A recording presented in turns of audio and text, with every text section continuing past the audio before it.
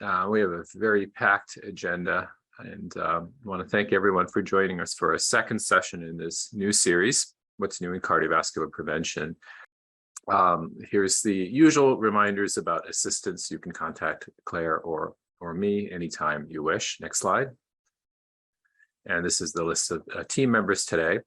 Our presenter today is going to be Karen Bailey from Ohio University. Next slide.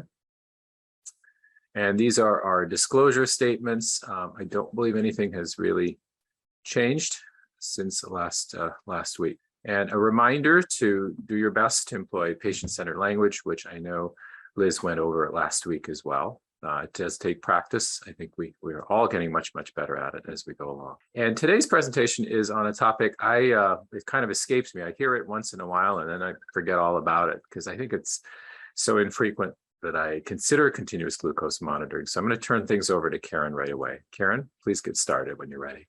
So I'm talking about continuous glucose monitors today. Here's the objectives, and basically just going to talk a little bit about them, who to use them on, recent advances, and insurance coverage. So here's some pictures of the current CGMs on the market right now. And basically a continuous glucose monitor is a device that constantly measures glucose levels in your interstitial body fluid.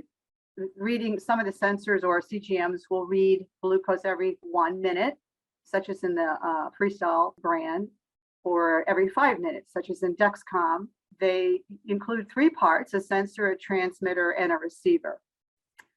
There's RealTime CGMs, which are CGMs that stream data continuously to a receiver, and intermittently scanned CGMs that require the transmitter to be scanned by the receiver to obtain a reading by the user. The way they work is that a sensor is inserted onto a part of the body. Often it's the abdomen or the arm.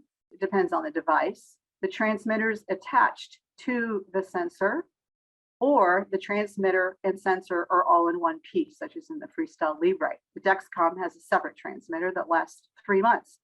The Medtronic has a separate transmitter that's rechargeable and can last a year. But Freestyle Libre, it's all in one. The transmitter sends the glucose data and the trend, speed, and direction of how the glucose is moving to the receiver. So a receiver can be a handheld device, such as Dexcom and Freestyle Libre 2 have, or it can be an app downloaded on a smart device with the compatible app, and you can receive the data there. Or if you're an insulin pump user, certain insulin pumps will link with certain CGMs. So Tandem, for example, will link with the Dexcom. Omnipod 5 will link with the Dexcom. Medtronic makes its own sensor called the Guardian. And so you would need to order that one if you are the Medtronic.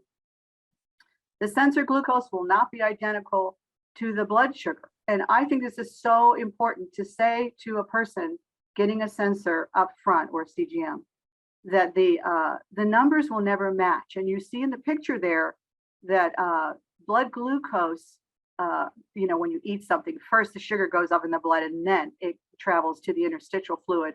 There's a slight lag time between sensor glucose and blood glucose. So I think it's important for patients to know that when they first get it, that if they double check with their blood glucose meter, which they've trusted for years, and their sensor glucose is saying something quite different, they may lose trust very quickly in the CGM and take it off. And I have seen that happen. But if you let them know that it's never going to be exactly the same, but the power in it is that you get a steady stream of data that you can react on, all day long. It also measures sugar all night long while you're sleeping, and just be patient with it. Another point to make is that on the first day of sensor wear, sometimes it's less accurate than it will be on the second day. And I use sensor often when I mean CGM, but that's what I'm talking about. There's professional CGMs and personal CGMs. And so I'm not going to spend a lot of time on this slide because you have it and you can look at it. I love charts, but you don't have to read off of everything. But professional CGMs are covered by insurance, and you might want to see how your patient's doing, where the problem areas lie, the outliers, why their A1C is high. So you can put it on them. They can either see the data at home, or it can be blinded and they don't see the data, and then they come back and you download the device and go over the report with them. And of course, for personal, it's for their use and for them to react to observations that they make. Here's a couple of the professional CGMs on the market, Dexcom and Libre Pro. Again, I'm not going to spend a lot of time on this. You'll have the chart. You can go through it and see the differences. Next slide. This is also a chart. You can tell I like charts, but this is a comparison of the current CGMs on the market. Not going to spend a lot of time on this slide either, but you can see there's a Dexcom G6, the Libre 2, Freestyle Libre 2. Freestyle Libre 3 is now on the market. I haven't seen anyone wear it yet, just came out on the US market. Guardian Connect with the Medtronic is a standalone CGM, and the Guardian 3 it pairs with the 77G pump. And then Eversense is an implantable CGM. So it gives you wear time, warm up time, whether you have to calibrate drug interactions, et cetera, on this. And the accuracy is measured by MARD down there at the bottom, mean absolute relative difference. The lower the number, the greater the accuracy. So a little bit more detail about each one. This is the Dexcom CGM. And you'll see there at the top in the picture, there's the sensor and the transmitter plugs into it. So you can basically just see the transmitter, but the sensor is the bracket around it. There's the reader, and there's smart devices, either Android or iPhone. So if you had a patient in your office and they said, I really want the Dexcom, the first thing I would ask them to do is, would you want a reader or would you want to use your smartphone? And if they want to use their smartphone, then you would say in the office, why don't you go ahead and see if your phone has the Dexcom G6 app on it. That way you can find out quickly whether that's going to suit them or not. And if it doesn't have that, because their phone is old, they're going to need the reader. Medicare, by the way, only covers the reader. So if you have a Medicare recipient, they should be getting a CGM that has a reader with it. And that's something to think about too, with the patient you have in front of you. So the next Dexcom is not quite on the US market yet, is the Dexcom G7. And it's the one on the left there. So they've combined the sensor and the transmitter so you don't have two different parts, one part that snaps into the other. It's all together now. It is more accurate, it's smaller, and so people, of course, are going to like that. And you can wear it not just on the abdomen, like the Dexcom G6, which was approved only for the abdomen, but you can also wear it on the back of your arm. And the warm-up time instead of 2 hours is 30 minutes. It also has a grace time, so if it expires, you have 12 hours to change it. And right now, the Freestyle Libre 2 is on the market. That's what most people are using. There was a Freestyle Libre 14, that was the last generation. The newest generation of Freestyle Libre 2, it has a reader, but you can also use an app on your phone. So again, if someone says, boy, I want the Freestyle, ask them to look on their phone in the App Store and see, do you have a Freestyle Libre 2 app? And if you don't, then you're going to have to use a reader, and you would have to order that. The Freestyle Libre 3 is shown in the picture on the arm. So that the one on the top is smaller. Freestyle Libre is going to be smaller. And it, instead of you having to scan it, as in the intermittently scanned Freestyle Libre 2 and older, you will get steady stream of data, so you don't have to scan it anymore. And Freestyle Libre 2 is covered by Medicare because it has the reader, but Freestyle Libre 3, will only have the app on the phone and will not use a reader. So think about that if you have Medicare patients. Next slide. Here's the Medtronic Guardian Connect and Guardian 3. The one on the left is the Medtronic Guardian Connect, and it has a transmitter that's rechargeable, so it lasts a pretty long time. Just recharge it on a little charger between uses. And the sensor lasts 7 days as opposed to 14 for Freestyle and 10 for Dexcom. It has an app that you can download, and it syncs with the InPen, which is a smart pen. So you can put settings on, doses for meals, correction, and you put those instructions in the app, and then the InPen will it'll tell you how much you're supposed to take.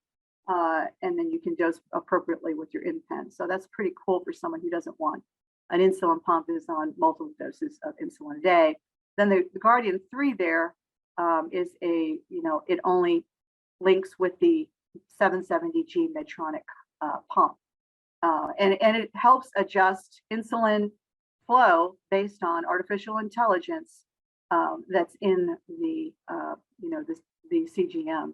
So it really is great, and the Dexcom links with Tandem and Omnipod 5, and they use artificial intelligence too to regulate insulin flow, basal insulin flow. Medicare covers the Guardian 3 CGM only because it integrates with the pump, but it does not cover the standalone Guardian Connect. And you'd have to check with other insurances to see what's covered as far as different CGMs. The Eversense is the first fully implantable CGM, and you just insert it under the skin, as shown in the pictures there, and it lasts for 90 days. The new generation now lasts for 180 days. You have to have a smartphone app, and it requires calibration, which means you have to poke your finger a couple times a day and put that in on the app. Whereas the Dexcom does not require calibration. The Freestyle Libre does not require calibration, but the Medtronic and the Eversense do. Next slide. So there's just a summary of current on the left, generation on the right. The Guardian 4 will not require calibration, whereas the Guardian 3 does. And the Dexcom G7 is smaller, and the transmitter is joined with the sensor, and it has a shorter warm-up period. Sensors last for 10 days, same as the other ones, the other Dexcom. Next slide. So why use a CGM? The picture on the right kind of shows that A1C doesn't give enough information. So we know that we want our A1C below 7, but we also know that it's not healthy to have lots of highs and lows. So we don't want great variability in glucose, and the A1C is just not going to give that information. But the CGM does give a complete picture of glucose fluctuations 24 hours a day, even when you're sleeping. And that can be very, very powerful. I'll show you on another slide. The real-time data also gives direct feedback to users so they can see how personally in their life, different meals, breakfast, lunches, and dinners, activity, and medications, how it affects their glucose, even as they sleep. And that can really be powerful in motivating them to make behavior changes, because they can connect the dots literally much better that way. It also gives alerts. So if someone's really terrified of going low at night, they can set a low alert that'll wake them up so they won't go low. That's very, very helpful. And it gives trend arrows, so you can kind of see before you get in a car. If you're 120 with 2 arrows going down, you better snack on something. But if you're 120 on 2 arrows up, you're okay. And it has been proven to improve the quality of life in people with diabetes on insulin. Next slide. Who should be prescribed it? Well, you have to have diabetes usually to benefit from a CGM as far as insurance coverage. You have to have diabetes. You should be taking, people that are good candidates would be people who are taking multiple daily injections of insulin, using an insulin pump, or having frequent hypoglycemia or hypoglycemia unawareness, who have a high degree of glycemic variability, and people who are not achieving glucose targets. Next slide. And the standards of care for 2022, the summary recommendations include the following: that CGM should be offered to individuals if they're adults on multiple daily injections or insulin pumps, if they're adults on basal insulin, but they're not in target, if they're youth with type 1 or type 2 on multiple doses of insulin, if they're pregnant females with diabetes as an adjunct to pre and postprandial blood glucose monitoring. And it mentions that if people choosing or seeking CGM should be able to use the devices safely, and the choice of the device should be made based on their circumstances, desires, and needs. Next slide. No device used in diabetes really works great if you don't educate the person and follow up with them. Next slide. ICCC is a framework that kind of guides you in selecting configuring and collaborating with patients on devices. So have a chat with the person in front of you to help them find the right technology for the right person at the right time. Configure, maybe help them, ask them to look for the app on their phone, maybe help them set up high and low alarms that are personal to them and not using the default, because if they run 300s all the time and the high alarm is 250, it'll wake them up all night long and they will take that thing off and never wear it again. So personalize highs and lows with them, and then collaborate with them, have them come back, follow up, download the report and have a look at it together and make decisions. Next slide. This is kind of another like mnemonic to help you think about how to run that follow-up session. So D for download the data, assess safety. So look for lows, hypoglycemic episodes, and problem solve to help patients avoid hypo. Then look at time and range, and there are guidelines for time and range now. See what the outliers are. Where are they going up or down? And then look at areas to improve and create an action plan. Next slide. So here's the consensus on time and range.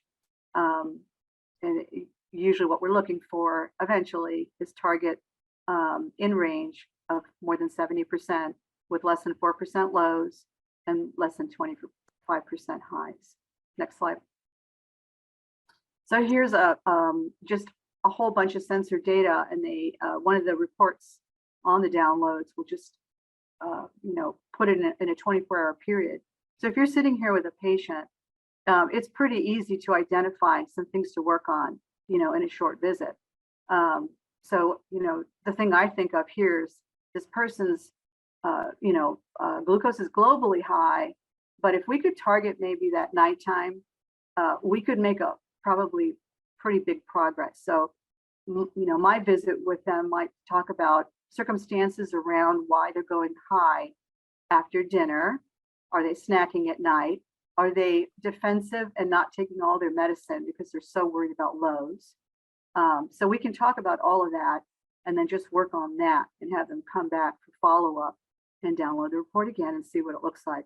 This is so much easier than them giving you 2 pages of numbers, one on top of another with different times of day, and you're trying to pull out, and make patterns. It's very, very difficult, with that way. So this really helps, and the fact that it's measuring sugar when you're sleeping, is very powerful in this case because you wouldn't have that data otherwise.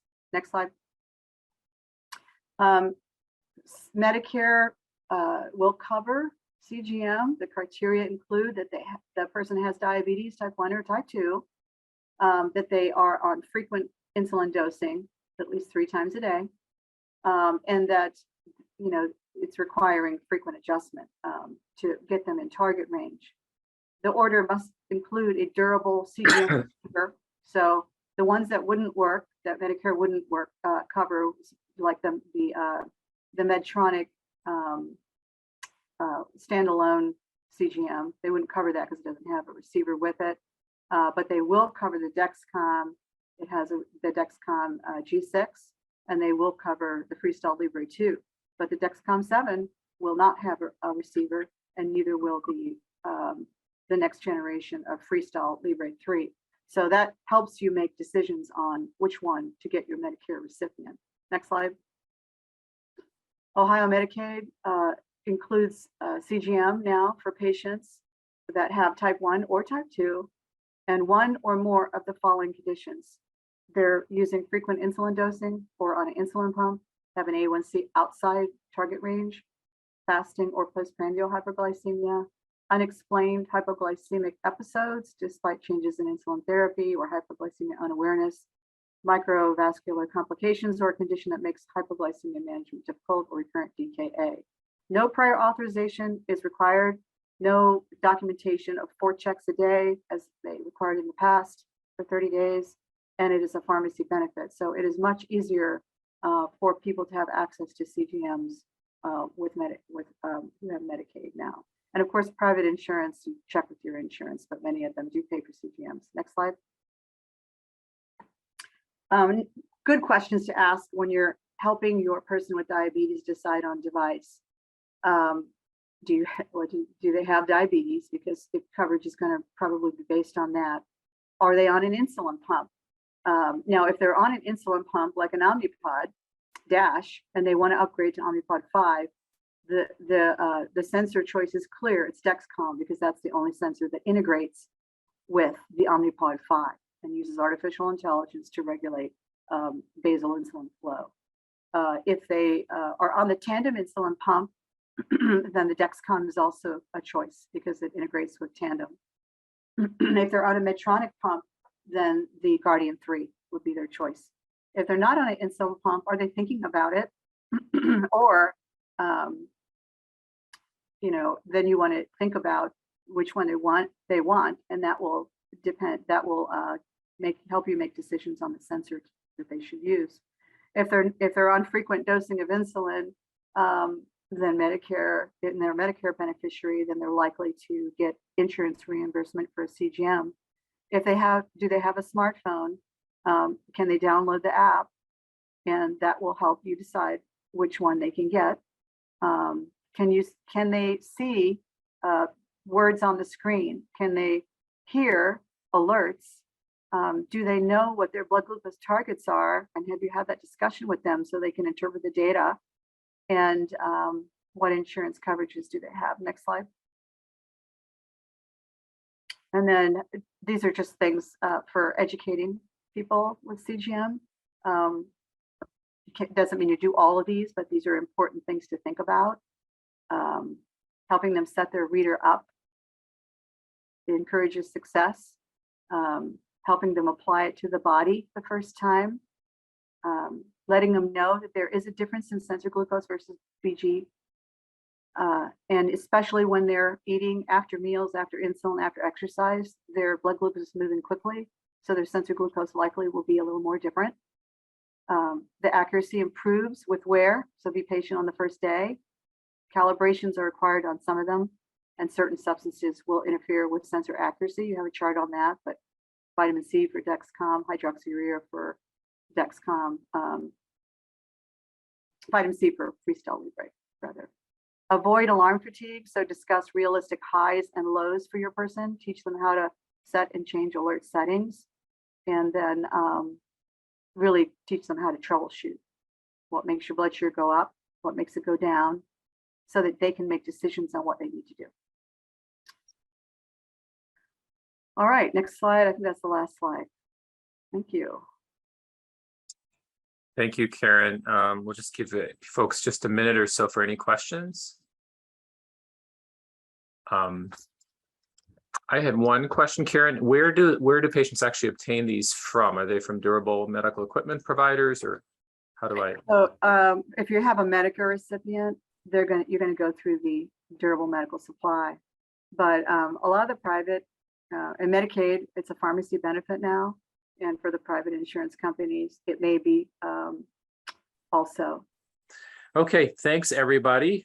Great sessions. I'm glad, great cases rather. I'm glad we were able to squeeze both of them in, as well as Karen's great insights from her presentation. So I'm going to turn things over to Claire just for a moment. Sure. Just as a reminder, everyone can sign up for an account on our cardio website to view the recordings after the fact. Next slide, please, Rick.